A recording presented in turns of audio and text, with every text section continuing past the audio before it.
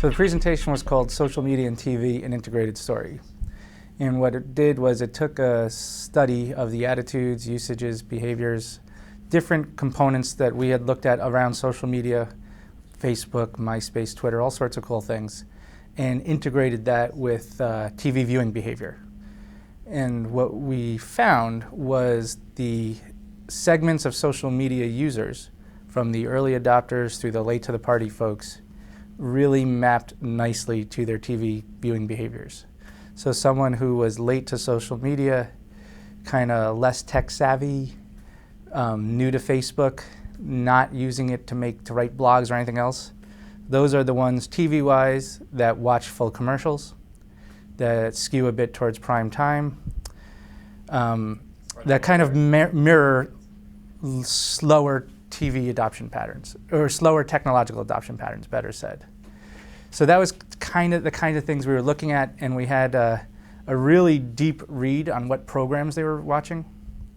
And it was fascinating stuff. And from a research design perspective, what we really liked about it is whenever we think on these dimensions, or for some sort of cross-media measurement, we have two key principles, or two key dimensions.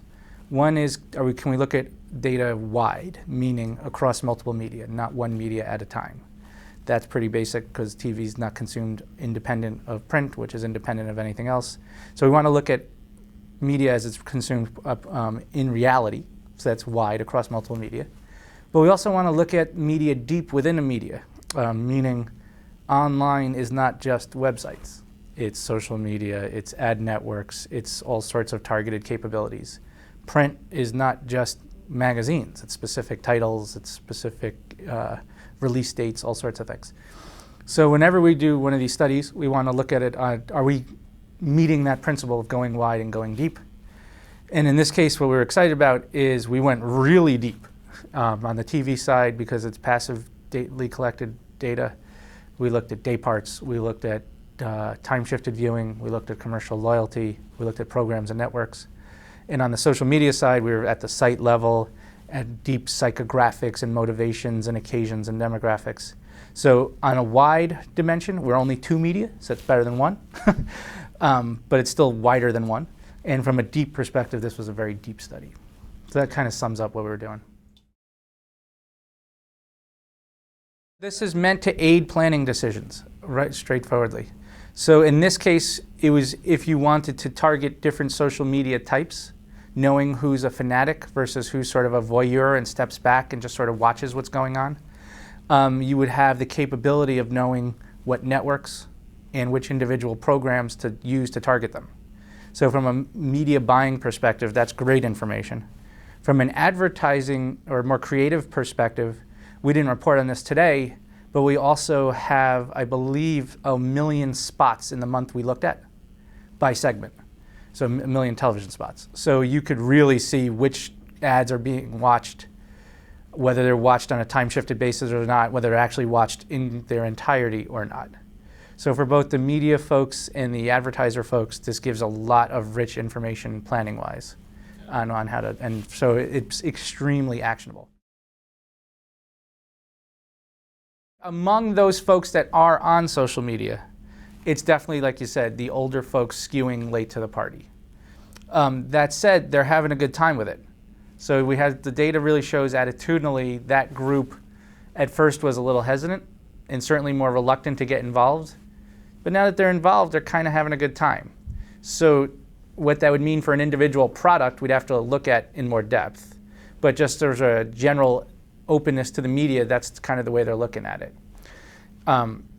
What we want to do, though, is do studies like this to answer exactly that question, which would say, okay, so what are they doing and what are they thinking online? Same people, how are they acting television viewing-wise, so that we can understand how better to target them. So it definitely answers that question. And then if I was a tech firm or if I was a fiber, like you said, what we would do is a little different. We would actually use their specific segmentation and tie that to the TV viewing behavior. We wouldn't necessarily look at a generalized one.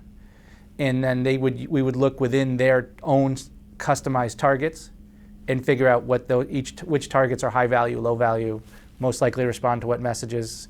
And then we would look at what they're watching, which programs, how long, et cetera, et cetera. So we'd really want to do that on a custom basis because most of the big advertisers will have their own targeting system. But from a general perspective, we now know if given the way different social media users behave and think and feel, what they actually watch and don't watch, which is pretty powerful. A couple different things. Well, very simply, we first want to update the study because we fielded in 3Q09. It's very quickly going to be 3Q10. And in social media, we know there's a lot of changes that happen, so we need to update and revise and resubmit because not only will it be interesting to look at the social media differences when you're out, if there are any TV differences when you're out. So that's step one.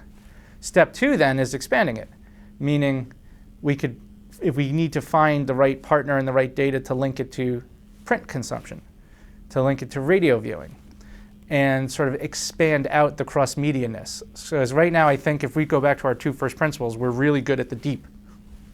We know a lot about social media attitudes. We know as much as you could possibly know about TV viewing behavior, but it's only those two media. So we could probably expand it within online, but we could also expand it to other media and kind of build out the story that way. So that's really our primary goals.